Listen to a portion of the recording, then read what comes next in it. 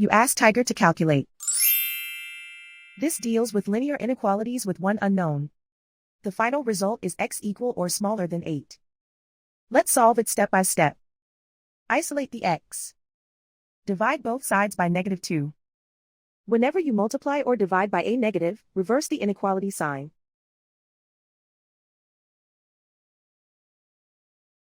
Cancel out the negatives.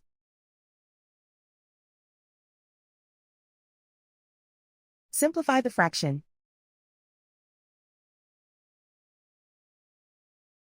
Cancel out the negatives.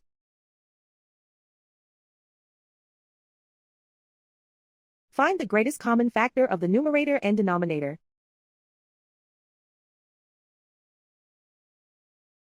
Factor out and cancel the greatest common factor.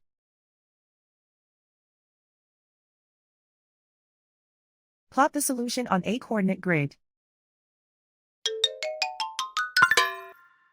And so the final result is x equal or smaller than 8.